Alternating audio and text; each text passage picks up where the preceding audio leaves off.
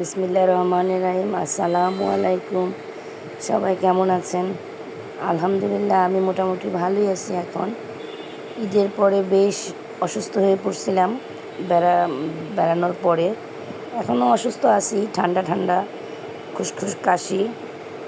এর মধ্যে মানে গরম এত পড়ছে যে গরমের মধ্যে আর মাংস এগুলো রান্নাও করা হয় না আর খাওয়াও হয় না। যা ঈদের দিন খাওয়ানো আর বেড়াতে যাওয়াতে ভাইয়ের বাসায় যেটা খাওয়া সেটাই।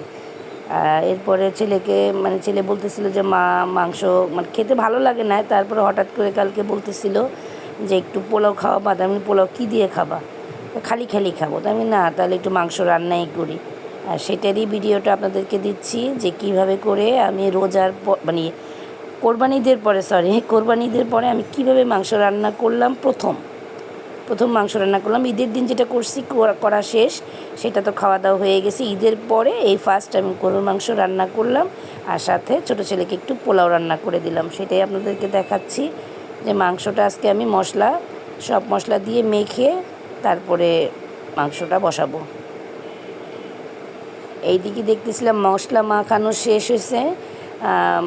মশলাটা মাখায় আমি কিছুক্ষণ সময় রেখে দিছিলাম যে একটু ম্যারিনেট হোক, ভালো করে মাখায় রেখে দিছিলাম। তারপরে দেখি আমার গ্যাসেরও সমস্যা, দেখলাম যে গ্যাসেরটা কম, কারণ আমার তো সিলিন্ডার, তখন দেখলাম যে একটু কম। তারপর চিন্তা করলাম যে যাক, তাহলে আর হাঁড়িতে বসাবো না, তাহলে একটু প্রেশার কুকারেই দিয়ে দিই। যা হয়, সিলিন্ডার রাত্রেবেলা করে তো সিলিন্ডার শেষ হয়ে গেলে তখন তো দেখা যাবে আবার বিপদে পড়বো, রান্নাও হবে না, খাওয়াও হবে না। তাই আর কিছু না দেরি করে পরে আমি প্রেশার কুকারেই দিয়ে দিলাম মাংসটা।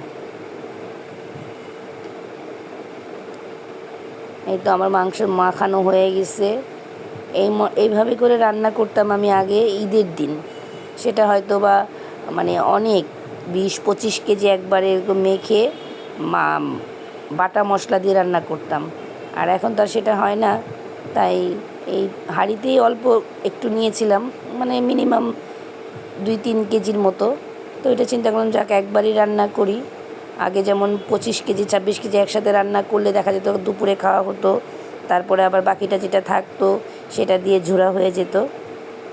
তো মাংস আমার চুলায় বসানো হয়ে গেছে। এইদিকে আমি পোলাওর চালটা ধুয়ে নিতেছি পোলাওটা বসানোর জন্য। আপনারাও দেখতে থাকেন আমার সাথে, বা যদি আপনাদেরও খেতে ইচ্ছা করে তাহলে চট করে রান্না করে খেয়ে ফেলবেন। যদিও গরমে খেতে ইচ্ছা করে না, গরমে যত মানে পারা যায় হালকা পাতলা, কিন্তু তারপরেও যে বাসায় এ পর্যন্ত আমি রান্না করি নাই, তাই এটা রান্না করলাম বাচ্চার জন্য।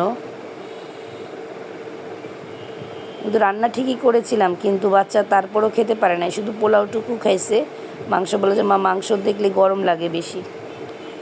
এই তো চালটা আমি ভালো করে কচলায় ধুয়ে সাদা পানিটা সব বের করে ফেলতেছি, তারপর আবার একটু ধুইতেছি, কচলায় ধুইতেছি। কারণ চালের ভিতরে অনেক সময় দেখা যায় সাথে সাথে যে পাউডার ময়লাটা থাকে, সেটা থাকলে চালটা পোলাওটা এরকম ভালো হয় না। এই জন্য ভালো করে ধুয়ে একটু ভিজিয়ে রাখলে পোলাওটা ঝরঝরা হয়। এই তো আমার ধোয়া শেষ, চালের পানিও সাদা মানে পানিটাও চলে গেছে। এখন আমি এটা ঝরায়া রেখে দিব পোলাওটা বসানোর মধ্যে, কারণ এর মধ্যে আমি গরম পানি বসাই দিছি। এই যে এখন আমি পোলাওটা যেভাবে আমি বসাই, অল্প তেল দিছি, অল্প তেল অল্প পেঁয়াজ, একটু আদা রসুন দিব। সবাই যেভাবে বসায় গতানুগতিক, কিন্তু আমি একটু তেলটা কম দিছি, ঘিটা দিই নাই, তেলটা কম দিছি যেহেতু গরমের জন্য।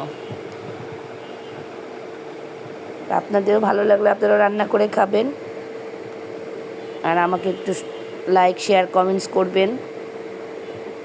আমার গলার ভয়েস হয়তো বুঝতে পারতেছেন যে শরীরটা ভালো না, অসুস্থ। আমার জন্য একটু দোয়াও করবেন যাতে আমি সুস্থ হয়ে যাই।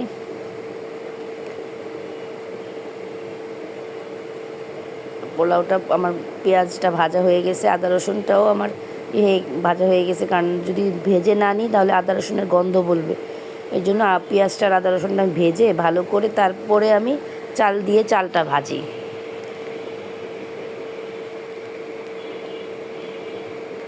নাহলে দেখা যায় পোলাওটার মধ্যে পেঁয়াজ আর আদা রসুনের গন্ধ থাকলে খেতে ভাল লাগে না। এই তো সেই অল্প স্বল্প রান্না।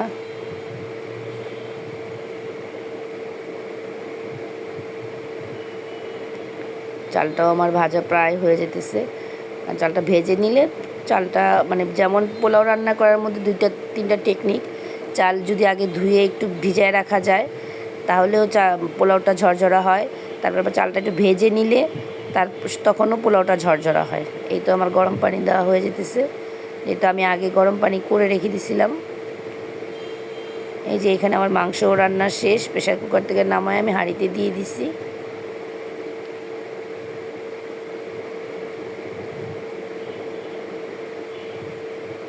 খুদা হাফেজ।